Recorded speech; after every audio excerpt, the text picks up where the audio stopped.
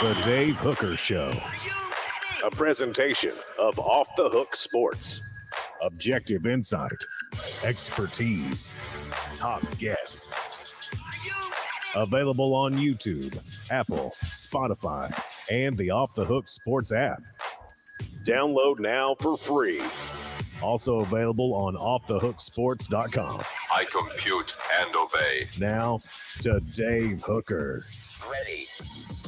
You want a show? We got a show. Tennessee's opening line against Virginia is out. How favored are the Vols? And what do we think about Virginia? Also, Josh Ward will join us from the Sports Animal. Which fan base is in the best position right now regarding all sports, with the greatest emphasis, of course, on football? Is it Georgia? Is it perhaps LSU? Because they've got a pretty good women's basketball team. Is it Alabama? Because they've got a pretty good basketball team when they don't have firearms. So we'll get to that. Also, Joe Milton, a little bit more swag than Hendon Hooker I want to get into today. And Tennessee is behind more than half of the SEC schools in states with better recruiting per 247 Sports. Also, the ACC approves merit-based revenue sharing. What does that mean? Well, that means that right now, every SEC school gets the same amount of cash. If you made it merit-based, that's bad news for Vanderbilt. Caleb Calhoun, how are you, sir? Oh, I'm doing very, very well. It's so pretty today outside. What about you, Dave? I'm fantastic. I got the gym out of the way, so I'm good to go. Probably a little after effect from the pre-workout drink as well. So let's get it rolling right now. Caleb is the biggest gambler in the history of man. I will go ahead and say that. It's basically Caleb, and then a slight drop down. It is Pete Rose. So here we go. Caleb wants to lead the show. I bet on how many hits our show gets per day, guys. So we got an over/under daily at 11,500. That's where we are. Tennessee, a 27-point favorite versus Virginia. That's according to DraftKings. And by the way, we'll have a big announcement of a partnership that we're going to have with a gambling website we're looking forward to. So this might be the last time you ever hear the word DraftKings on the show, but you're hearing it now. 27-point favorite against Virginia. What do you make of the opening line? What I make of it, quite honestly, right now is stay as far away from it as possible if you're a Tennessee fan, because last year, this team last year would have easily covered that. Virginia's the type of team where they're going to drop 40, 50, and they may allow 20. But either way, yeah, they would have easily covered this last year. This year, we've talked about how we don't know what to expect from Joe Milton. We don't know how the offense is going to change. Dave, you and I both talked about how they might do a little more ball control because of the running game and because of the questions about Joe Milton's accuracy, and also because Josh Heupel might just feel like he needs to have a few more time-consuming drives. So you factor all those things in together, even though I think Tennessee is significantly better than Virginia, I stay away from this line. And if done to my head, I take Virginia to cover a 27-point spread. I would stay away from most opening lines because every team is different. And I addressed this with somebody on the YouTube channel that that South Carolina team that you think the Tennessee is going to beat just beat them by a bajillion points. Well, I mean, that's true, but every team's different. Chemistry is different. And I'm just using that as a point. I don't want to get off on a South Carolina tangent, for goodness sake. But every team is different. So I don't know that this team will have its strongest attribute, which was belief. And it was snap and clear mentality. That started with Butch Jones, but that is really how this team played last year. That's the first I heard the saying. They didn't get obsessed with a great play. They didn't get down over a bad play. I don't know that mentality is going to be there. So I stay away from opening games in general. But as far as Virginia, they're hoping that a Monmouth transfer, his name's Tony Muskett, comes in, and he's the starting quarterback, and there's no set announcement on that yet, but they have a bigger question at quarterback than Tennessee. So I'll go flip side. If you made me gamble, and I don't for a good reason, because I enjoy the pools and the parties in Vegas, not the gambling, and the gambling builds all that. If you made me bet on this, I would actually take Tennessee to cover and cover pretty easily. I also think that Tennessee is going to want to make a statement with Joe Milton. Not that they're going to be even more aggressive than they are, but I think there's an opportunity to do that against this Virginia team. So I would go the opposite, but I would agree with you. I would stay away from most opening numbers. I would stay away from this number as well.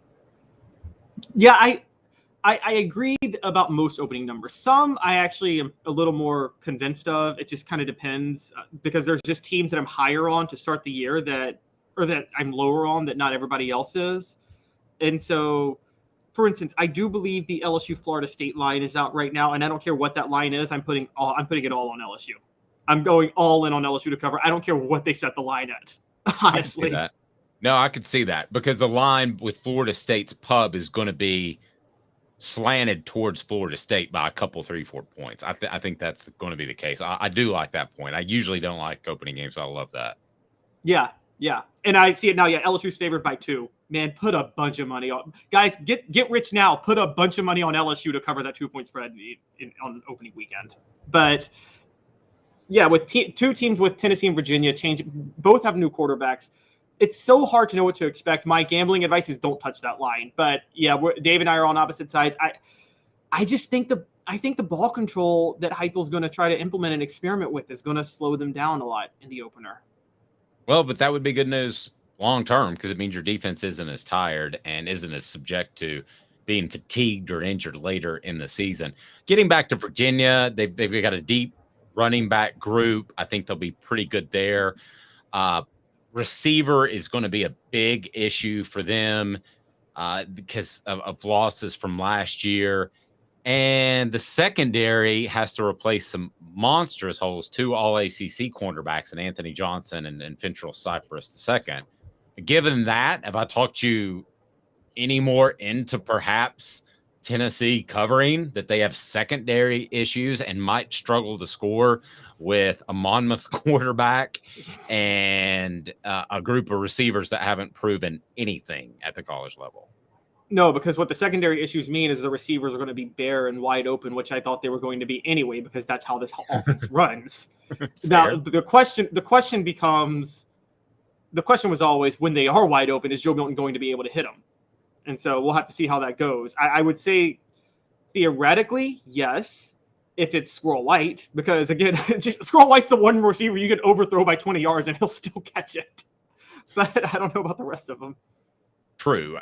And this tells you how different right now Tennessee's football program is than Virginia. So who is the running back that everybody talked about for Tennessee in spring camp? It's a big, strong guy named Cam Selden, right? Okay. The guy they're talking about in Virginia is the preferred walk-on, and his name, you might remember, his last name is Greasy. He is the grandson of Bob Greasy.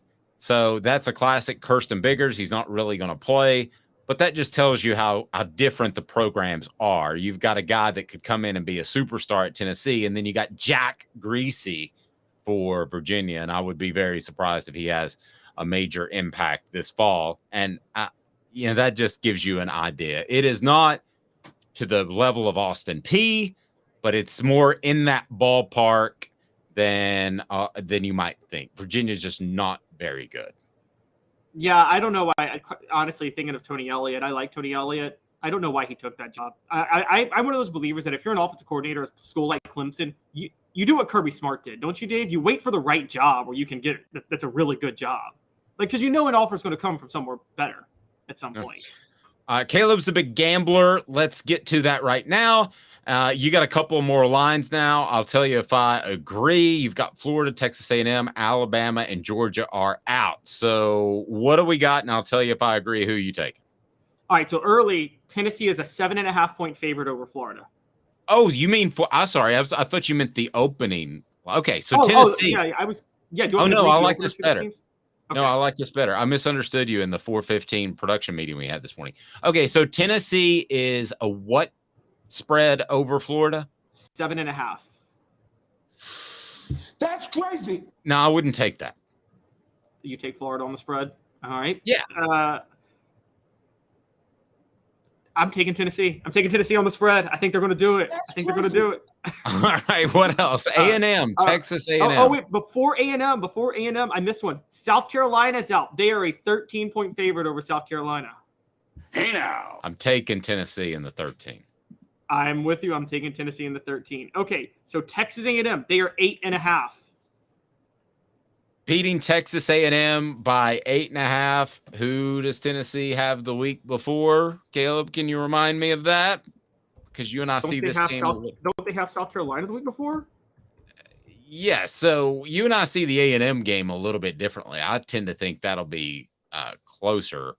I think after an emotional game the week before. So what do you say about A&M and the spread there?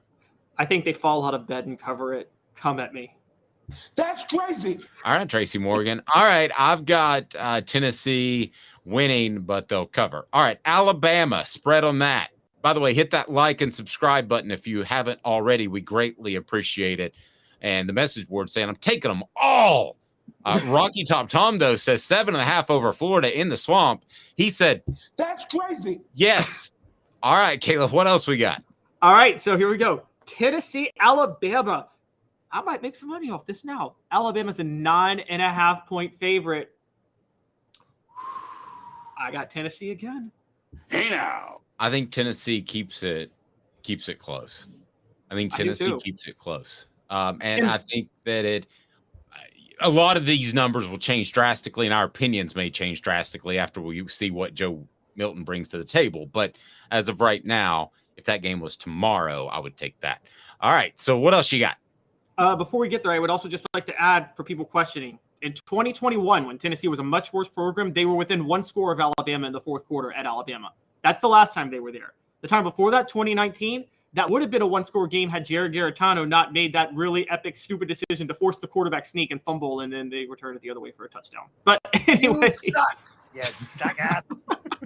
Right, so the last one, and this is probably the most difficult one for me. Georgia is an 8-point favorite over the Vols. All right, people are going to get mad at me. I'm going to take Georgia to cover. I don't think Tennessee's at that level yet with the War Daddies, the big guys. So you can get mad at me if you want, but at this point, things might change. I want to see Carson Beck, but I would take Tennessee at this point. I would take Georgia to not only win, but cover. Sorry, Mr. Jones. I'm going to take Tennessee. And the message board tells me. Why don't you shut the hell up? All right, Caleb. I'm sounding like the homer. I'm going to take Tennessee again because I think everybody's thinking. I think everybody's thinking Georgia's going to be all in on the Tennessee game, and so they're obviously not going to overlook it. Here's the flaw in that: it's late in the season, Dave. When you play a really easy schedule like Georgia does, you know as well as I do, you start to let a lot of mistakes become a habit because you get away with it. Yep, you do. Just saying. Yeah, you do, and I think that this Georgia team. It would surprise me if that they were complacent throughout the year like they were last year, wouldn't it? You don't have 2 years of those, do you? I mean, Alabama was like that a couple of years, and they ended up playing for a national title. And I just don't think, unless Kirby Smart's lost complete discipline, which is a possibility, you can rag him in the right now. Yeah, I mean, it's a real possibility. But surely this team comes to play every Saturday because they certainly didn't last year. All right, Jacob Warren, what should people do? What's up, everybody? This is Jacob Warren asking you to like, subscribe, and share. Dave needs this. He does. Tennessee left outside of the top 5 in future offensive power rankings. This, to me, needs some explanation. And until I get that, it's going to get a big, what the H? Brought to you by AndyMasonRealEstate.com. What the? What was he thinking? Release the hounds. The Dave Hooker Show. Keep cool. A presentation of OffTheHookSports.com. AndyMasonRealEstate.com. Go there if you're thinking of selling or buying a home. Best prices, best service in the biz. It's just that simple. It's phenomenal. AndyMasonRealEstate.com. I wouldn't trust anybody else. My home, AndyMasonRealEstate.com. Over 40 years of experience in his office. So how's Tennessee left outside of the top 5 in the future offensive power rankings? What the H in honor of the late Norm Macdonald? Yes, and for those who don't, this is by Adam Rittenberg of ESPN. And for those who don't realize, future Huge offensive Big Ten power, guy. Huge Big Ten guy. Worked with him. yeah, and future offensive power rankings go for 2023, 2024, and 2025. So even if you have questions about Joe Milton, how do you ignore Nico being on the team for 2024 and 2025? But yeah, Joe Milton could essentially dump the bed, and Nico could come in, and I think Tennessee is going to be good for the next couple of years. If Joe Milton doesn't work out, which I think he will, but you got Nico. All right, so I don't get this. Tell me why this makes sense. Do I need to call Adam Rittenberg and have him on the program? yeah, this doesn't make any sense. I will give him 2 teams, the top 2. So number 1, and by the way, I'm not saying it's clear these are better than Tennessee. I'm saying these aren't egregious. Number 1 for him is USC. Okay, Lincoln Riley runs a similar offense to Josh Heupel. He runs it out west. Fine.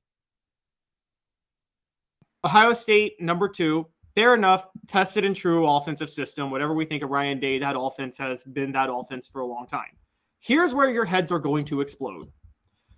Number 3, Georgia. Even if you think Georgia's the better team than Tennessee, the better offense than Tennessee for the next 3 years? No, I don't even think they want to be the better offense. Yeah. In some sense. I think they want a ball control, which isn't statistically the better offense, which I believe would be what Adam Rittenberg is referring to. Probably. But Dave, for the next 2, we need Tracy Morgan on blast. We need him maximized. Oh, he's ready. 4th, Alabama. That's crazy. All right. Why in the world would Alabama be 4th ahead of Tennessee? According to Rittenberg, Alabama's offense has become a mainstay near the top as Saban embraced a philosophy around quarterback play and piling up points. He clearly hasn't done his research on the new offensive coordinator they just brought in. So that's insane. It makes no sense. And like you said with Georgia, I don't even think Saban wants Alabama to be ahead of Tennessee offensively. And so this is just insane. But number 5 is like Tracy Morgan magnified, because number 5 is the worst of all of them. Michigan is ahead of Tennessee. Michigan. That's crazy. Michigan's, I mean, you can like that type of offense more if you want, which is an offense that's more about ball control. I kind of like those type of offenses more, to be real honest with you, to keep your defense fresh. But at the end of the day, if this is based off production, I don't see how Michigan compares to Tennessee at this point. I don't. Yeah. They don't at all. They don't at all. And like people, I guess they're looking at like points per drive or per possession or something like that. But I still think Tennessee was pretty high on that last year. I mean, I could be wrong on that, but I'm pretty sure that even if you factored that in, they were still near the top. Now, a great point brought up by Rocky Top Tom here. It's because Darnell Wright is gone, Dave. Our offensive line has a lot to prove. Now, Darnell Wright, I'm more of an offensive line guy than anything else. I think that's where games are won and lost. I hate that phrase, but it's true. Up front on both sides. Old school SEC guy, Dave. Yeah, but I am a Darnell SEC football in the 80s. But I tell who was the first to tell everybody that Darnell Wright was the best player on the football team? I told you that in August. Okay, so I'm not in any shape, form, or fashion trying to say that they just move on and everything's fine without him. But I do happen to think this year they have enough talent where they'll be just fine. My concern is what they lose for 2024 on the offensive line. But I think Tennessee's offensive line will actually be good this year. I'm not going to say better than last year because you don't lose a Darnell Wright and get better. But as a whole, I don't think they take a major hit. Now, I think they're a little thin on the interior. I don't think you want to lose a guard or Cooper, especially to injury. But I think Tennessee's offensive line will actually be a strength, Rocky Top Tom. I really do. And also, even if it's a question this year, do we really think it'll be a question 3 years running? I mean, this Josh Heupel offense is tested and proven at 2 other stops. Well, So- no, I do have a question. I mean, I do have a question long term. I have a question in 2024, 2025. I think he needs more of this big cats to come in. So, yes, I have a question after this season, and maybe transfers and maybe guys develop. But, yes, I think there's concern about not having enough big guys. And that's not just me saying that. That's from some people within the program that's where they need to beef it up. And I think everybody said that publicly. I don't think that's any declaration of anything unknown, right? I mean, I don't see that. Go ahead. He hasn't filled out a recruiting class or filled out a transfer class yet since Darnell Wright went in the top 10. And I bring that up because I'm pretty sure a lot of elite right tackles in the portal and in high school are looking at that right now and really seriously considering Tennessee. And you got to think, before that, I'm sure a lot of these guys felt that Tennessee was not a destination for offensive linemen to be able to thrive. But when Darnell Wright goes in the first round, when Cade Mays was drafted the year before, and Jerome Carvin inks a deal with the team as an undrafted free agent, I think you're starting to see offensive line realizing they could easily go to Tennessee and develop to NFL prospects. Yeah, I like Campbell and Mincy at tackles. Okay. I like Carrick at an interior position at guard a lot. I like Spraggins a little more than okay, but not a lot. And I think we all know that Cooper Mays is an all SEC top center. So I don't think their offensive line's an issue this year at all. I really don't. Even without Wright. But I think that in 2024 and 2025, as someone told me, that's where it gets dicey. And that was the exact term they used. And I think it does get a little bit dicey if they can't continue to hit on transfers, in particular at the offensive line position, or they can't develop guys or go get the big guys. I mean, they haven't gone out and got a Cade Mays, for instance. You know, that type of 5-star guy coming out of school, a high school, that is ready to play. They haven't got that cat yet. And you need 2 or 3 of those cats pretty much every recruiting class, because the old saying that I had was it's 50-50. You look at a recruiting class, 50% of the guys will be contributors or stars, 50% will be washed up and gone from the program. So you really need to hit on 2 elite offensive linemen a year at the very least, and supplement them with some 3-star guys as well. But I don't see that yet. Maybe that happens, but right now it seems like they're having more success at other positions. But the great Derek Dooley determined that you don't need an offensive line. You can go a full class without an offensive line. I will tell you this. And that reminds me, when he said that a running back makes a great offensive line more than a great offensive line makes a running back, I was so close, because I was considering a career move at the time. Anyway, I almost put my pen and pad down and walked out of the room. It was the most absurd thing, that a running back makes an offensive line more than an offensive line makes a running back. That was his first spring practice. I will never forget that. And then I remember his exact example was LaDainian Tomlinson has made yards no matter who he's run behind. I'm like, well, he's been running behind a great line for like 10 years. So, and you don't have a LaDainian Tomlinson. I mean, Barry Sanders did a pretty good job at that, but do you have a Barry Sanders? I think not. 2 minutes. Josh Ward will join us. We love him. Which fan base is loving life right now? We rank them based on all sports, but probably weigh football pretty heavy. Stay tuned. Off the Hook Sports, 2 minutes. Family has been creating jewelry since 1986. Each piece unique, with a story all its own. I'm Rick Terry with Rick Terry Jewelry Designs. I'm a jeweler, and I want to be your jeweler. We're grateful that you chose us to be Knoxville's best jeweler. My family and staff look forward to serving you. So please come see us. Kingston Pike and Campbell Station Road in the heart of Farragut, and downtown on Gay Street, right next to the Tennessee Theater. Hi, Mike Davis here with City Heating and Air, reminding you to always dare to compare. Our team provides quality local heating and air service, installation, and maintenance across East Tennessee. We use only the best equipment like American Standard heating and air conditioning for your residential, new construction, or commercial needs. Honesty, dependability, and customer satisfaction have been the cornerstones of our business since 1961. City Heat and Air. With all that sun, sand, and salt water, the beach is a very relaxing place. Unless you wear contacts. Ow! Open your eyes to the best the beach has to offer with LASIK vision correction from Campbell Cunningham Laser Center.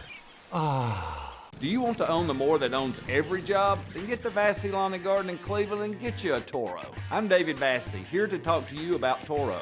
With a Toro Zero Turn, you'll get more out of every minute and you'll reach the finish line faster. At Vassey's, we like to say, no matter if you're mowing 3 acres a week or 11 lawns a day, homeowners and business owners alike find confidence in equipment they can trust from top to bottom. Vassey Lawn and Garden, Highway 60 North in Cleveland. Man alive, it's worth the drive. These mountains hold and defend a spirit far better than moonshine. A drink that holds flavor that becomes necessity. A hard cider made and relished by folk who are as hearty as they are legend. A refreshment that can only be found in one place. With a taste that makes you say, give me 3 bottles of the good stuff. Tennessee Cider Company, where necessity can be found. Welcome back to the program. As I think I've got my button thing froze. Don't you love that? Technical issues never happens. Here we go. Objective coverage. Hey, that's new. If we get caught, we're going to jail. The Dave Hooker Show, a presentation of Off the Hook Sports. YouTube, Apple, Spotify, and the free Off the Hook Sports app. I'm going to need to see some identification. Back to Dave Hooker. I remember my first day in broadcasting. Josh Ward joins us now of the Sports Animal. You can listen to him from noon to 3. You can read his great stuff on Off the Hook Sports, that's the name of it, offthehooksports.com. It's been one of those mornings. Josh, I don't know. What's the name of a dad blame site? Got any idea? You remember your first day in broadcasting, but not the URL to your own website. It's okay. Well, I was telling Caleb I got up early this morning for the workout and maybe too much pre-workout stuff. That's not good for me, but I love it. Should I continue? Here it is. Yeah, I like a good glass of water before I my thought he was going to workout. say steroids, but you know. That's what I go with. It's being considered.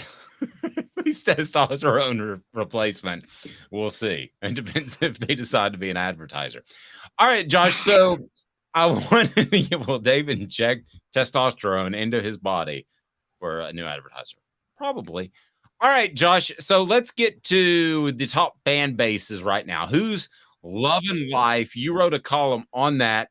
It is on offthehooksports.com, and it's hard to deny Georgia, right? I mean, we always want to do something provocative in the offseason, but it's Georgia. They've won 2 national titles. Yeah, it's Georgia. All sports matter, but none matter nearly as much as football. Basketball is great. Basketball creates a lot of excitement. An exception there could be made for if you're having the conversation in Lexington, Kentucky, but Kentucky's not having the type of success they expect in basketball right now. So with what Georgia is doing in football, and it's really not close in terms of their results compared to everybody else, as good as Alabama has been the last couple of years, Georgia has still been head and shoulders above Alabama in terms of results. The one loss Georgia has over the last 2 seasons is to Alabama. But if you look at all of the programs, Ohio State, Michigan, LSU, USC, and we'll see if things change. But with what they're doing right now, as impressive as it is, they would trade places in a heartbeat with Georgia, and so would every fan base. So like Tennessee is on the list of fan bases who are in a really good position, and things have changed greatly. But they would trade everything for what Georgia has with the back-to-back national titles. So what fan base would you most want to be a part of right now, based off a little bit of everything, but surely football, as Josh pointed out, is the lead dog in that. So taking all sports into account, who was number 2 on your list? Still Alabama. When we talk about Alabama dropping off, we're talking about Alabama dropping off. They are still above just about everybody in college football. And there is a question going into the season. New offensive coordinator again with a quarterback question heading into the season. Is Alabama vulnerable? Maybe the answer is yes, but I also know that Alabama has all kinds of talent and will be a national title contender again going in. And there are only so many fan bases that can really talk about that with confidence. Plus, at this point, Alabama has stockpiled so many wins and championships. There's so much to celebrate. So you have that. You have Alabama basketball, which needs to improve its image, but they're still at the top of the SEC on the court. And it's an athletic department that has a bunch of riches thanks to the football success. So while Alabama fans may be frustrated because it's been 2+ seasons since they won a national title, they've won a bunch of national titles, and they will have a chance to win another one this year. Josh, would you like an update on my dog? Not especially, but I'll take one if you would like to offer it. He had 11 teeth removed. So he's struggling a little bit, but he was able to eat his Kraft Treats yesterday. So go to crafttreats.com, use the promo code Off the Hook with the CBD derivative. It can help with your dog's lost teeth, or it can also help with the anxiety that it may suffer in social situations or car rides. And also, how about arthritis, which he probably has that in his mouth from all the lost teeth. So go to crafttreats.com, use the promo code Off the Hook to get 20% off the hook. And Josh has young children. We could potentially do a test run there of Kraft Treats with their chill pills if you would like. There's very little currently that separates Max from dogs. So yeah, he would happily test him out. I promise you. Here's your CBD and Benadryl, son. Go to sleep. Yep. Have you? Is it? I'll admit I gave Benadryl to kids on a long road trip. Is that bad? Does that make me a bad parent? Well, you're not alone, so there are a lot that are going to be on board with you. Our kids travel pretty well, knock on wood, because we'll be doing some traveling this summer. But we're also fortunate to be in a minivan DVD world, so we don't give them Benadryl, we give them Toy Story 2. Nice. All right, go ahead. I won't tell the story about how on a family trip we got hit in the rear in North Atlanta by a drunken illegal immigrant, but that's fine. Go ahead, Caleb. It's a true story.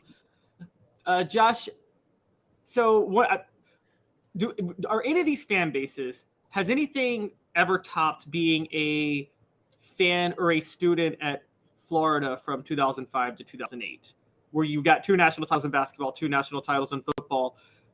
Although at the same time, was it worth being a fan and being on campus at the time when you know you might get stabbed by a player on the Florida Gators too? So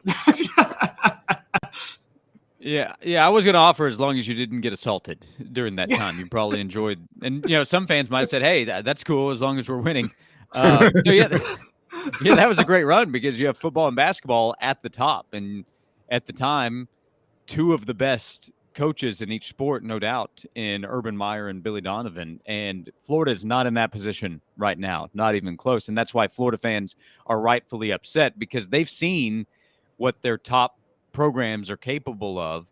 And right now, they're nowhere close to that. That can change. But Florida fans have, if we did an annual ranking of this, top 5 fan bases in the best spot, Florida would be at or near the top a lot of the time. But football now has waited for a long time to get back to the top, and basketball is still trying to find its way to where Billy Donovan had it. So mid-2000s, great time for Florida fans meeting the very high expectations. They're far away from that point right now. Let's get back to the list for a second. So Georgia 1, Alabama 2, who's 3, and where does Tennessee fall? The best SEC fan bases to be a part of. Yeah, so I have LSU number 3, just ahead of Tennessee. LSU has a football team that will be preseason top 10, and I think a legitimate national title contender. Not favorite, but contender going in. They have an athletic department. Well, so here's what I think most fans of programs that have legitimate national title potential want. Most fans want an athletic director and department that will go spend and will be aggressive in getting the people that are capable of getting the job done. And I don't think there's an athletic department that is more aggressive than LSU in that. LSU has said, we're going to go get a football coach that can win. And they went and got Brian Kelly. Now, they tried to get Tom Herman, didn't work out. They had to settle for Ed Orgeron. He got a title. So you don't always land exactly who you want. But even in that case, they got Ed Orgeron instead, They still won a national title. So the potential of the job is always so great, no matter who's in that position, because of the talent that you're going to have. So LSU fans almost always are in a position where they can expect a lot. And right now they can expect about as much as anybody. And then you can go through other sports as well. They go get Kim Mulkey, and she brings a national title in a couple of years to LSU in women's basketball. That again speaks to what LSU attempts to do. So if you're an LSU fan, you're having a lot of fun and you have a lot to look forward to. Being just ahead of Tennessee, Tennessee's behind LSU because they're still trying to get to that championship level in these sports, especially football and men's basketball. But they've been so good for quite a while now at basketball. Football is back. They just won the all sports trophy. So you do have these other sports that are succeeding. So if you're following other sports that don't get the same amount of attention, you're having a good time there. And if you grade on a curve, I could actually move Tennessee up considering how bad it's been. So right now is a really good time to be a Tennessee fan because you have legitimate leadership, both from the academic side, I believe, and then to the athletic department, because those go together with Danny White as athletic director, and then a football coach who you can trust running the program, I believe, in Josh Heupel, and then a bunch of good coaches elsewhere. Like Tennessee baseball is going to be an NCAA tournament team, and this season's a disappointment so far. That's how high the program has risen, and the softball team has a very good chance to get back to the World Series. That program has just been the standard for so long and is almost resetting it with 2 SEC titles this year. I want to switch gears for a second and talk about some Joe Milton. First, Jacob Warren. What's up, everybody? This is Jacob Warren asking you to like, subscribe, and share. Dave needs this. Let me ask you, Josh, what did you think of Joe Milton and his demeanor as we kind of read into his mindset for the upcoming season? But he was on the Good Morning Football show, and he seemed very, very confident. What did you think of his demeanor? Because it's quite different than Hendon Hooker this time a year ago, who was much more reserved. Yeah, Joe Milton does have Joe Cool to him. Looks the part, kind of carries himself that way. I think that he is more confident and more comfortable in the position as Tennessee starter compared to 2 years ago, partly thanks to Hendon, partly thanks to Tennessee's coaches who have helped Joe develop. He just has a better understanding of what's expected of him off the field, on the field as the quarterback. 2 years ago, he's trying to learn everything very quickly and play very quickly with the way Tennessee's offense ran, and it was just too much too soon. I think Joe's a lot he's clearly better based on what we've seen to this point, the way he played in the Orange Bowl. How much better will he be? How consistent will he be? We'll find out this fall. But Joe knows he has the talent, and now he knows that he understands more about playing the position and running Tennessee's offense.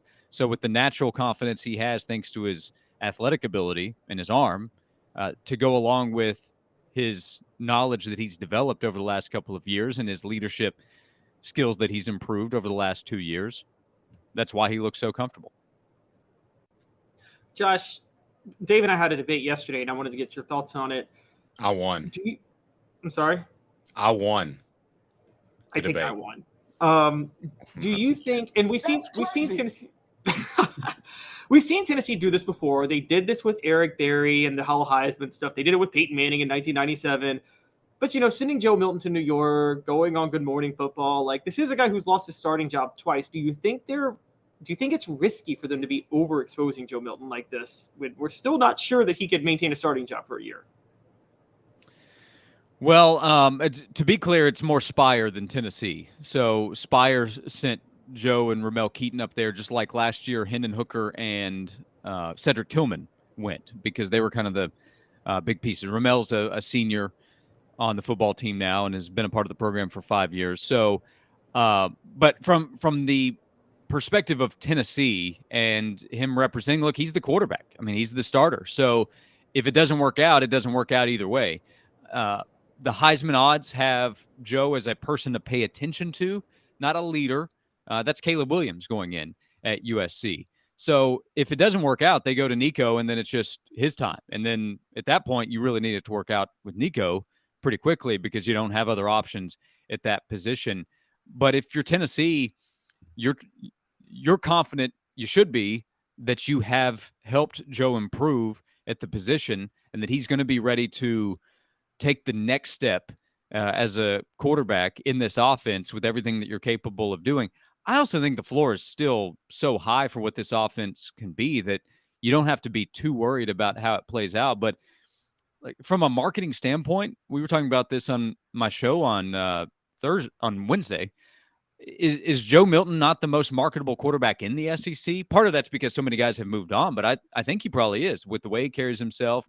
All this excitement about how strong his arm is. He was in the, Barstool puts out a video of him in their offices up there throwing a football as hard as he can, 15 feet down the hallway.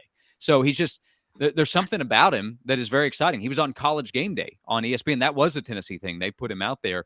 So he's very marketable. At some point, though, you do have to go back it up, and that's about 3 months from now. Yeah, and Brew McCoy's a better player. Then they should have sent him instead of Ramel Keaton. That's my I guess so. I think Brew's better. I agree with you. I don't know how much that matters, but Ramel's a guy that's been in the program for 5 years. So, they weren't marketing Ramel. I think it was more of a reward of what he's done. They could have taken Jabari Small. They could have taken a bunch of guys. So I don't think that's as big of a deal. But Ramel is a guy that I think is really respected. He's overlooked in this offense because Brew gets attention. There's excitement about Squirrel White with what he'll do entering year 2. There's excitement about what Dante Thornton could bring to the offense as a transfer from Oregon. And all of that is warranted. But Ramel Keaton stepped up last year when Tillman went down and made big plays for Tennessee in big games. And behind the scenes, I think is putting in a lot of work that we don't get to see, but they know about it. So I think that's part of the reason Ramel made that trip is because of the work that he's put in and how he's respected. I agree. And Joe Milton has that respect too. At some point, Tennessee might have to be in that position, or Spire Group might be in that position, I should say, as you pointed out, that they might have to take a non-quarterback if they have a true battle and you don't want to kind of anoint one guy. I'm sure they get feedback from Josh Heupel about who they take to New York, right? Maybe. I don't know if there's a seniority to it because it was 2 seniors last year, 2 seniors this year. And a lot of the trip was you go into New York, you get to be around businesses. They go to the New York Stock Exchange and get to check that out. Next year, Nico's the guy. I can say that with a good amount of confidence. Are you taking him up there? More. Yeah, but here's my bold prediction for 2024. They're projecting Nico to be the starter. But so I don't know if he's making that trip or is it 2 older guys that are making that trip. My guess is Nico, but I don't know that that's the case. So I'd like to see a defensive guy get some love. Aaron Beasley could have made that trip, or Amari Thomas could have made that trip. But I don't know what the budget is. Why can't they take more? This isn't media days. You can take more than 2. So they didn't ask me. It's not a big deal, but it is a good opportunity to have that kind of experience and that kind of exposure. I'll say that with a lot of confidence. Yeah, to me, you bring up the SEC media days, and it should be, just for the record, Jacob Warren and Cooper Mays this year, and Joe Milton. Did they take 3? Did they take 3 last year, or was it 2, Josh? I think it's because they took Flowers, they took Tillman and Hooker, so they took 3. Yeah, there you go. All right, so take 3. It should be Cooper and Jacob, and then it should be Joe Milton. And I say that with maybe slight inclination that they. Well, Jacob should definitely be there because anytime you have a chance to take a Farragut alum, you know that you'll be very well represented. This team has a number of guys, no joke, that would be good reps. I mentioned Aaron Beasley, Amari Thomas. They're leaders on the team. They've been leaders within the program in terms of the Vol Leaders campaign that they have. Cooper is definitely a great choice. Joe is an obvious choice. Ramel, again, could be that. So they have a bunch of veterans, guys that are stepping up into leadership roles that were left behind by guys that left after last year's team, which comes back to where the program is. So the more guys that you can legitimately talk about taking to media days, the more legitimacy your program actually has within the SEC. Yeah, that New York trip, though, needs to be about hardcore business. Who's the most marketable? Yeah, I agree with that. And that is what it's about. And by the way, Tennessee's had a few years where that's some tough pickings for media days because of where the roster and program was. That's not the case right now.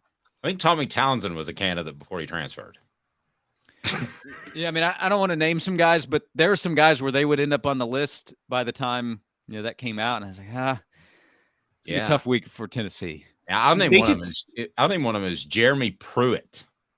You wanting to go represent your school? Oh, Jeremy Pruitt was better than Butch Jones the last year. Who remembers Butch Jones' last year at SEC Media Days? Well, the best to me, I think the best coach remark at Media Days from Tennessee would be Derek Dooley, 2012, proclaiming the SEC doesn't have Tennessee to kick around anymore, and he made that proclamation about 3 to 4 months before Tennessee fired him because his team got kicked around again in the SEC. Also, Tyler Braid guaranteed an SEC championship that year at SEC Media Days. I remember that. He said Tennessee would win the SEC title. Who could throw a beer bottle further, Joe Milton or Tyler Braid? That would be a good marketing campaign. The problem is they would both miss their target. Like Tyler missed his target throwing the beer bottle. And all right, let me do. I do want to play off something that Caleb said earlier. So it's not Tennessee necessarily promoting them, but do you think that Joe Milton is getting too much love before he's really proven himself? Would that be a concern in your mind if you're Josh Heupel or you're anybody in the program? Well, let me ask you this: too much love from whom? Like from the media, clear the outside sources. Okay. No, because I think a lot of what I see is that Joe is on that needs to prove it list this year. I'm not seeing as much first round mock draft talk as I expected, honestly, because what I'm seeing a lot of is he's one of those players that if he has a really good year, then he can jump up into that conversation, which I think is totally fair. A year ago, Todd McShay put Anthony Richardson in his top 10 in his mock draft, which actually ended up being true. So he got it right. But at the time, Richardson still had a ton to prove. So Joe is more appropriately placed, I think, in a lot of these lists. National media, I think, are looking at Joe and the offense and putting those together and saying, hey, his talent, and he was the MVP of the Orange Bowl, and that's just one game, and it's a bowl game where we do have to be careful. But if we hadn't seen him at all at the end of last season and we were going on mop-up duty in 2021, then I would probably be sitting here saying, let's be slow here. We need to see him be a starter again. But we've seen it in a small sample size. But he looked like he was improving, coming in as a backup for Hendon Hooker later in games. And then we saw him in the game against Clemson be better than he was in 2021. So that combined with knowing Josh Heupel's offense has so much potential, I think makes Joe Milton an obvious candidate to talk about a guy that could make a leap. But, like in media days, I don't know that Joe's going to be all SEC. He might, but he has to contend with Jaden Daniels, who I'm confident will be all SEC. Mm-hmm. Rattler's getting a good amount of attention at South Carolina, and he still has a lot to prove. Carson Beck might get a ton of attention if there's that kind of confidence that he'll be Georgia's guy. So it's a league that has to replace a lot of QBs. So Joe Milton, I think, naturally gets more attention because of the offense that he's in. Be interesting to see who gets more votes, Carson Beck or Joe Milton. Yeah, my guess is Milton, by the way. But I mean, it's that Georgia's going to win, so you just take that quarterback position. And if Beck were named the starter, then maybe it's different here. But even though he's expected to be, there is still technically the battle going on between Beck and Vandegrift. Josh, keep up the great work. Noon to 3 on the Sports Animal in Knoxville. Appreciate you, man. You got it. Thanks a lot, guys. Thank you, Josh. Have a good one, Josh.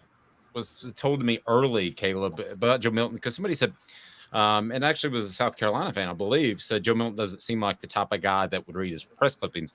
What I was told even before spring camp is, this was in January, is when Nico showed up that there was enough of a factor that if Joe was the type that would read his press clippings, he was not going to let that get in the way.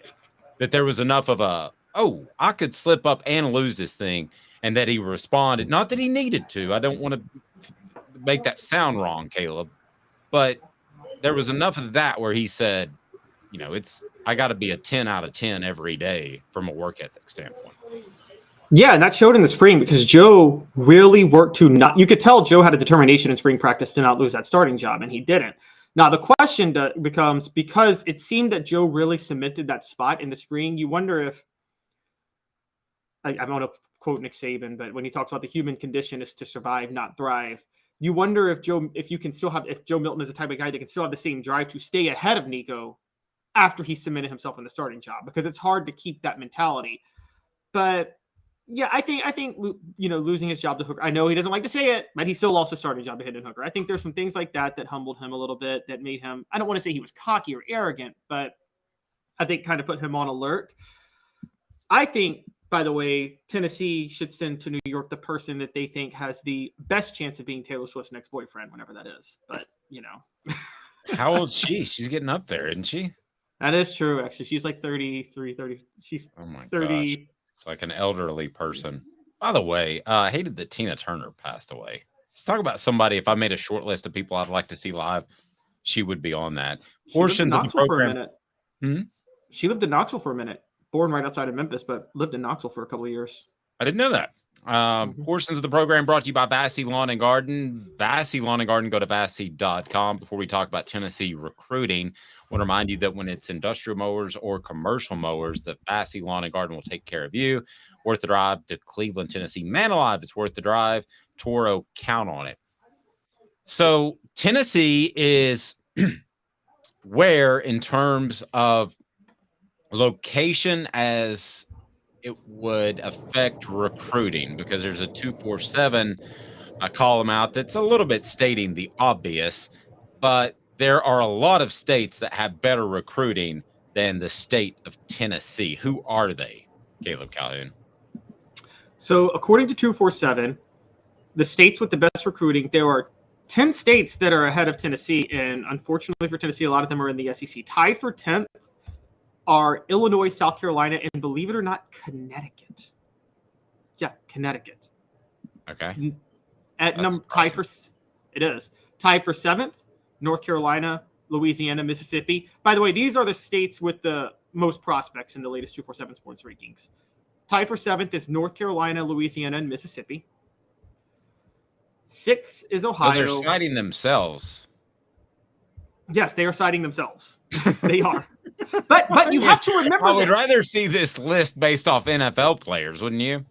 Oh, we can go to that list too, though. We can pull that up on Pro Football Reference. States with the most NFL talent. Okay, let me see that. Okay, and let's pull that up, and I'll ask today's tough question now. Today's tough question. Hit it. Today's tough question. Take a side. Take a stand. The Dave Hooker Show, a presentation of OffTheHookSports.com. Because of their home state, is there a glass ceiling for the Vols? Can they only get so high because they don't have an Atlanta area in their backyard? They don't have a Dade County in South Florida to recruit from. They don't have high school football in Texas. They don't even have the type of athletes that come out of SoCal. So is there a glass ceiling with Tennessee in terms of recruiting and what they can do no matter who their coach is? Caleb, yes or no? No, there used to be. There used to be. And the used to be was pre-NIL. And we're going to talk about this later in the show, too, on whether or not Tennessee should start demanding more revenue. But right now, no. The reason I say there used to be, the glass ceiling was Tennessee needed a bunch of other programs to be down for them to be at their peak. And the data bears that out. Guys, if you can dispute me all you want, but since college football, since the SEC fully integrated, which was give or take 1970, right, Dave? Right around 1970? I think 72, yeah. 1972. Since the SEC is fully integrated 50 years ago, Tennessee has one national championship. They only have 2 outright SEC championships during that time. So people think it's just the past 20 years. No, they were down for a long time before Majors got that program rolling in the mid to late 80s. Well, you're saying there's not a glass ceiling, though. I'm saying there's not one now. I'm saying there used to be.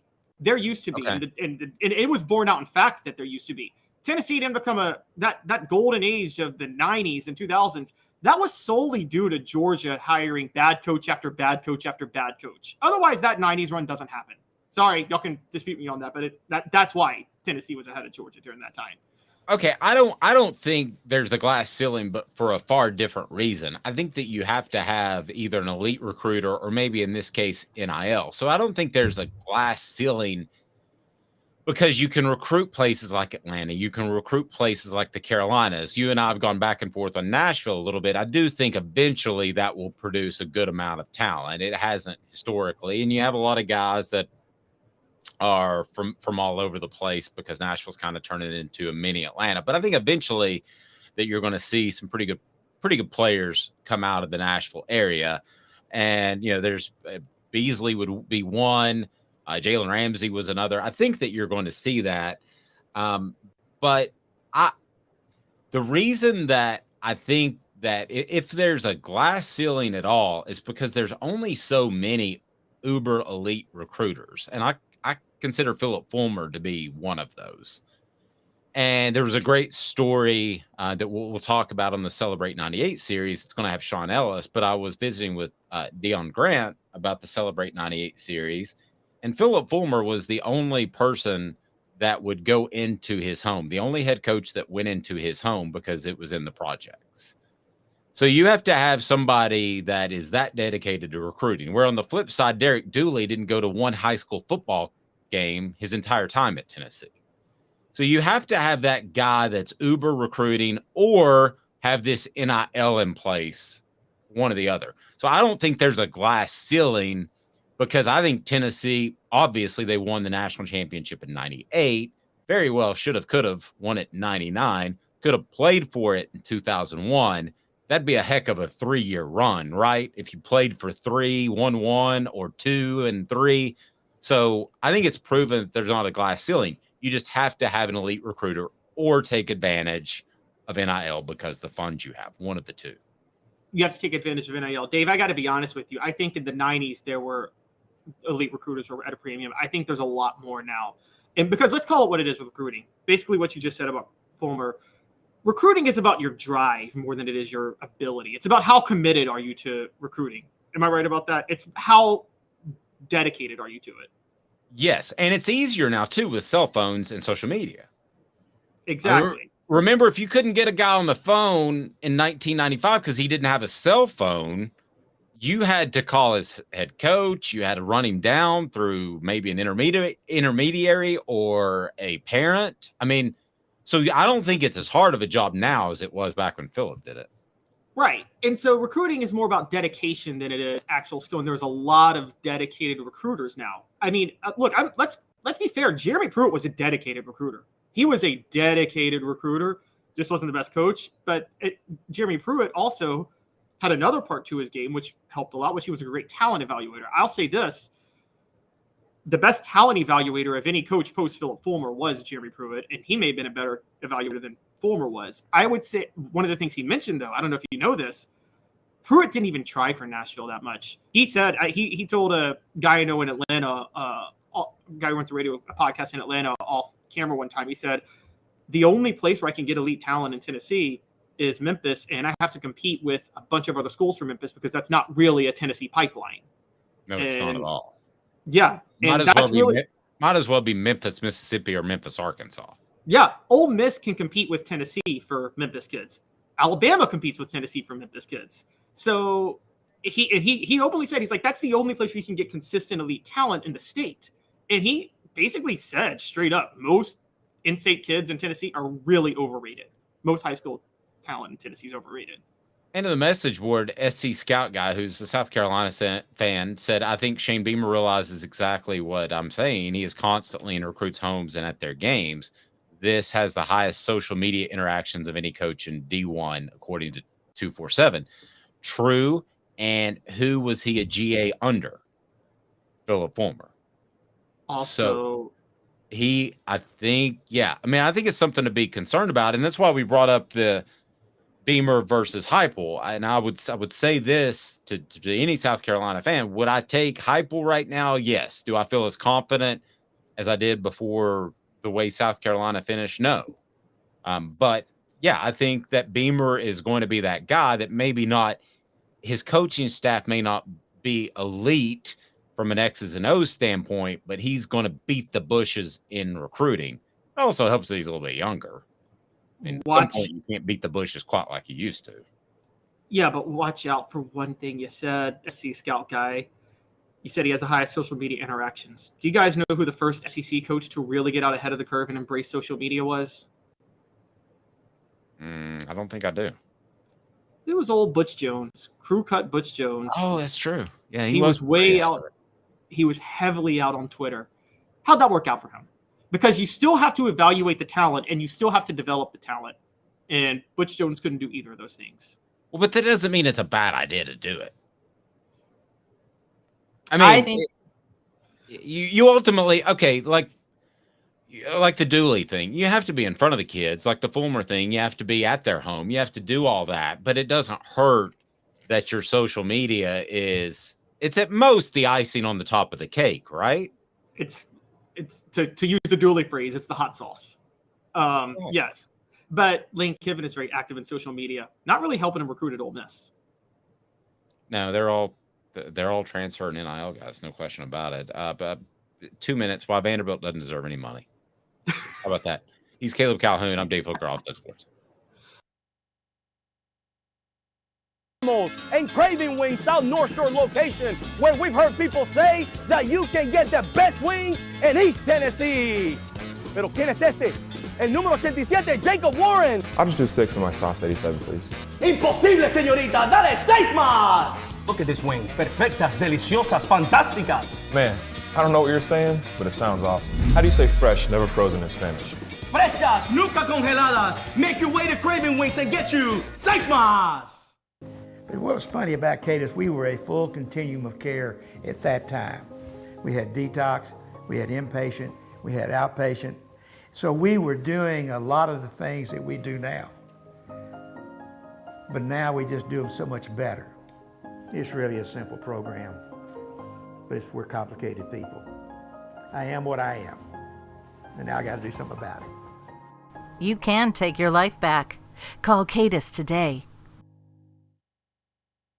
Got cataracts? We can fix that. Never miss another moment.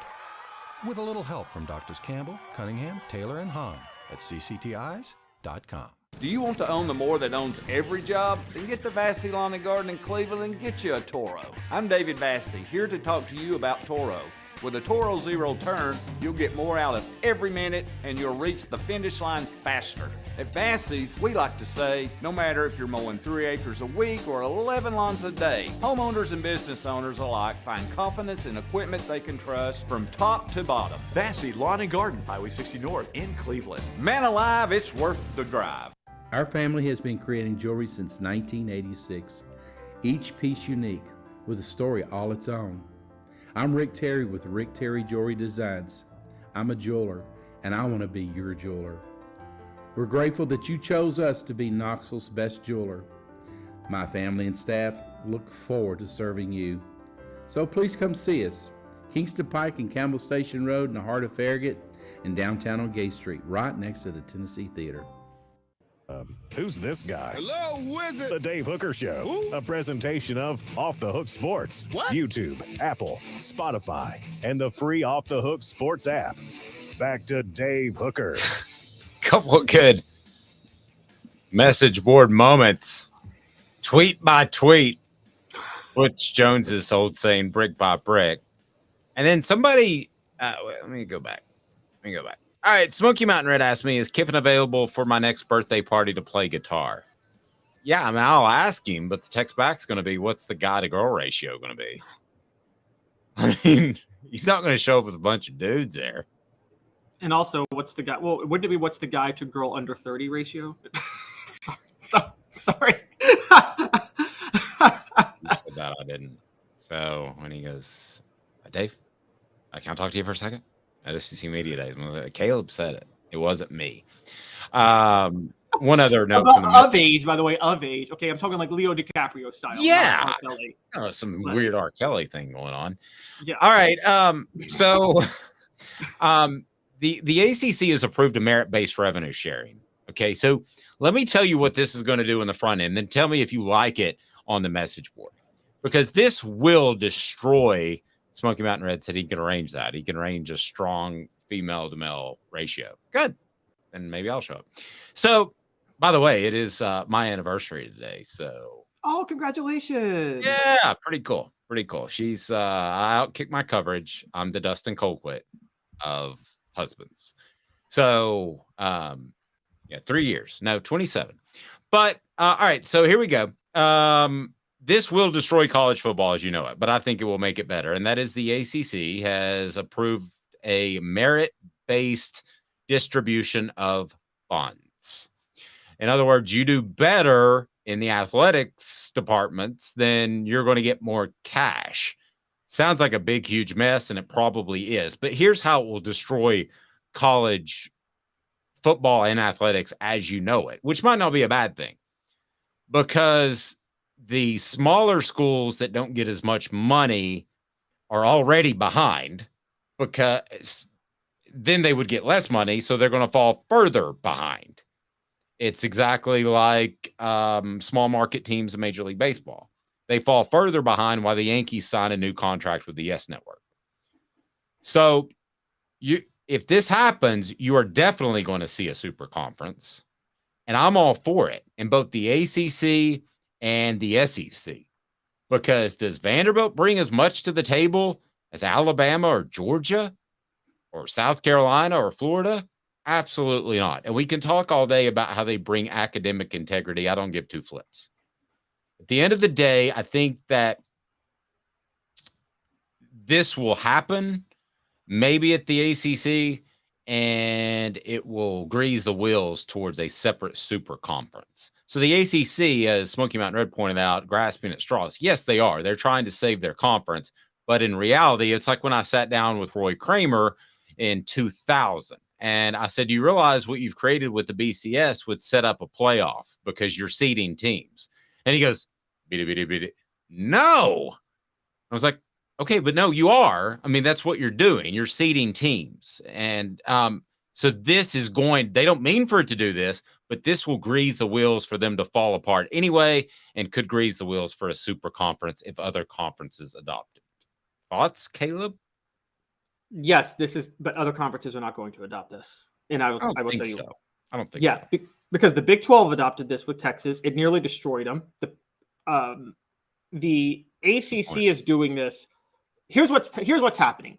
The ACC is doing this so they can stay in business through 2036. This way, and Florida State and Clemson and all those other schools are saying, okay, this is enough to keep us afloat until we can finally leave in 2036. This is what this is about. And so this brings, my assumption is this brings a certain level of stability back to the conference until 2036 when the whole thing dissolves. The SEC would never do this, nor would the Big Ten ever do this, because revenue sharing is essential to the conference's surviving. So you are going to have a super conference. I'm with you eventually. I think you'll have like SEC and Big Ten be AL and NL, and then an overall conglomerate league. They're going to bring all those teams with them. So Vanderbilt's coming. Here's what I think they might do, though, Dave, and this is what I think would be a great idea. Have a super conference. Treat the lesser teams. Do what FIFA does with the Premier League. Relegate? Yeah, relegate. Where the bottom. I know that from Ted Lasso. I don't watch any soccer because I'm American. Yeah, so okay, you have a conference of 50 teams, and then you have a lower conference of 50 teams, and or maybe 40 teams, I don't know. But the bottom 3 fall out and the top 3 come in. And that's just how it happens. And but you would never be able to get back. The top 3 teams in the bottom go in every year, and the bottom 3 teams in the top fall out every year. Yeah, but if you got less money, you're not going to have the same facilities or NIL support or anything else. You would never, if you dropped out. Yeah, drop it, Mizzou. Amen to that. But if you drop a team, they would never make a comeback. And see, the reason that works. They could come back in. The teams at the bottom are bound to come back into the top at some point, because somebody in the bottom half has to go into the top half every year.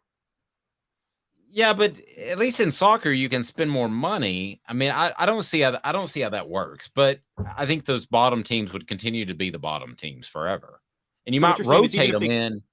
Yeah, I mean, I think Wake would drop out of the ACC, and forever be out of the ACC. I think they would be the big pile of wake. So what you're saying is even if they rotated and came into the bigger conference, they would be at the bottom of the bigger conference, so it really wouldn't matter.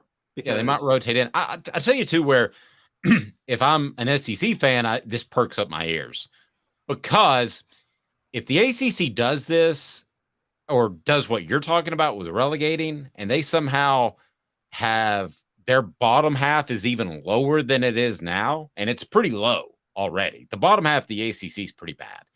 So if it's even worse, and literally you're playing second stringers in the second quarter versus a conference opponent 4 or 5 times a season, then SEC fans, you got a major gripe if an ACC team like Clemson gets in and a second team, like let's say Alabama or Tennessee last year, didn't get in. That to me is that throws off even the playoff picture. Or you want to talk about the 13th team. If you want to talk about that 12th or 13th team when you have the playoff next year, man, the ACC is already bad enough. Do they deserve a seat at the table if their conference gets worse?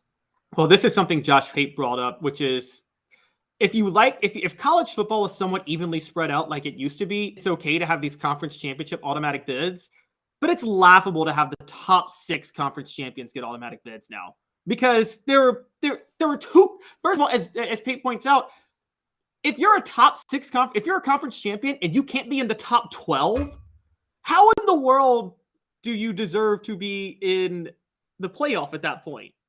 If the 5th and 6th best conference champions can't be a top 12 team in college football, who thinks that conference champion is going to be able to go play Alabama, who may finish 11-1 and just miss out on the SEC title? A lot of people kept thinking this 12-team playoff was going to give these smaller schools a seat at the table. No, it's not. It's going to expose the haves and have-nots of college football more than ever before. Because it completely is. You're right. Yeah, because I'm sorry, when Alabama plays, okay, who won the group of 5? Who was the best group of 5 team this past year? Like, who won the American? I don't even know. Like, say Navy wins the American one year, which happens. Alabama plays Navy. Navy gets the automatic bid. Does anybody think that's a game? No. And NIL is already growing the disparity. If nothing else changes, if none of these theoretical things that we're talking about changes, then it doesn't matter. NIL is going to continue to separate the haves and have-nots. Wow, Mr. Jones, you stole my line. It's only delaying the inevitable. It is. Doing these things might delay the inevitable, but the inevitable is that you're going to have a super conference. Now, I know we had a post that said, why not have conferences based off regionality? And I agree that was cool and that's classic. And that's the way probably college football should be, but it's not going to be. And I'm okay with seeing a team play 12 significant opponents a year and a 9-3 gets them in a playoff. Caleb, I'm okay with not seeing the UTEPs of the world and the Akrons of the world. Maybe it's because I had to cover so many of those games. But if you have a super conference, you're playing somebody pretty good every year or every week, excuse me. Yeah. So by the way, there are going to be regional conferences. This is how this is going to go, guys. The SEC and the Big Ten are going to gobble up so many teams. They're going to make conferences within their super conference, and they're going to organize them regionally. And that's going to create it. It won't be perfect. Some rivalries will go by the wayside, but there will be new rivalries created. So if the SEC takes 30 teams, they'll have 3 10-team conferences based on regions at that point. And so it's not going to be that big of a deal. I think, honestly, here's my radical take, Dave, and I think Tennessee should get out ahead of the curve on this. I think Notre Dame, where they're one step ahead of everybody, they're behind in a lot of ways, but staying independent. I know the SEC ties and loyalty is a thing, but given the fact that you can negotiate your own TV deals, honestly, I think the SEC holds Tennessee back. So they're kind of like the Yankees with the Yes Network. Exactly. Interesting. I think Tennessee should. I think they're holding themselves back, splitting revenue with these other SEC schools like Vanderbilt and Missouri. I do. It's interesting. Elias says once we started emphasizing the national title over everything else, this became the inevitable route. It's true. Yeah. Does anybody think I don't dislike it. I'm not afraid of change. I'm not afraid of having a quality opponent every single week and a 12-team playoff. Does anybody think college football is more exciting now than it was in 1990 when you had it all spread out and Colorado and Georgia Tech shared the national title? Do I think it's more? Yeah, I think it's much more exciting now. I hated debating that back in the day. I hated that? Did you not hate that? Well, in 1990, I was too young. But I mean, I thought one of the most exciting ones was like, okay, the reason it was so college football, I don't want it to go the route of college basketball. I don't want so college basketball. Nobody cares about college basketball until March. They sacrifice 3 months for 3 weeks. I don't want college football to do that. No, it won't. It won't, because the NFL has proven that to us. It's important to continue to play for a bye. It's important to continue to play for home field advantage. But if you're playing 12 quality opponents every year and you finish 9-3, then that's worthy in a super conference of, say, 48 teams. That's worthy of making a 12-team playoff. Probably a 9-3 team or a 10-2 team is going to make it, right? And I'm cool with that. The thing that the scariest thing about the playoff is that right now you have a top end. It was Alabama and now it's Georgia, and probably both of them to some extent. You have a top end who are going to beat the bejesus out of the first team they play. And that's kind of boring. We were fortunate that didn't happen this past year, and maybe those days are over. That's the only downfall I see, is having like the way they're doing the buys. I love it, because if you had one play 12 and two play 11, they would just beat the dog stuffing out of them. That wouldn't be any fun to watch at all. So I like the way the first four teams have a bye. I like everything about it. I mean, I consider myself a traditionalist, but in this regard, I guess I'm exactly the opposite. Here's the problem with the teams at the bye. 5 is going to play 12. 5 might just very well be the third best team in the nation, but they didn't win conference technically. So, and then 12 will be a group of 5 champion. So 5 and 12 is going to be a gigantic blowout anyway. This isn't going to be March Madness, guys. This isn't going to be, you're not going to be see a bunch of 16 seeds upset 1 seeds or whatever. Well, but that's Cindy Crawford's mole. You know, that's one little bitty thing. She's still super hot. And I think the college football playoff is super smoking hot. We'll see. I'll take that little mole that you pointed out. My issue is that now here's where it would be exciting. Okay, say you take the top 48 teams. If they then separated, say, okay, top 48 teams, you separated and you had like 4 12-team conferences out of that. You know, they organized the conference, and then they were like, whoever wins these conferences they'll play conference championship games. You'll get the first round buys, those 4 teams. Because then there is always something to play for. I like the idea of many conferences within conferences. Until they organize to create their own conference, I'm sorry. I think Tennessee should consider. I think Tennessee would have been smart years ago to consider going independent. Even when they were bad, they were probably one of the top revenue producers in the SEC. They've always been in the top half. It's a lot of cash to turn down. I don't know about independent. I don't know that you could do that in reverse, but one of the things that hurt Tennessee. Did Tennessee go independent? You want to know what really hurt Tennessee, Dave, in the 2000s that no one talks about? One of the underrated things, the SEC's TV deals. When the SEC started bringing in all that money and splitting it evenly, a bunch of schools caught up with Tennessee's recruiting budget after that. When Tennessee had the financial recruiting advantage over every school in the 90s, that was a huge deal. And then they had to split that revenue with everybody in the 2000s. It's gold, Jerry. Gold. Moly, moly, mole. Yeah, I watched Austin Powers recently, too. And the reason I thought about Cindy Crawford is, you know who she kicks it with on a regular basis? Who they refer to each other as like brother and sister. This will surprise you. Who? Kid Rock. Can you imagine those two kicking it? That's strange. We leave you on that note. Support our fine advertisers. He's Caleb Calhoun. I'm Dave Hooker. Cindy Crawford. Didn't have time for her today, but we'll try to work her into the show tomorrow.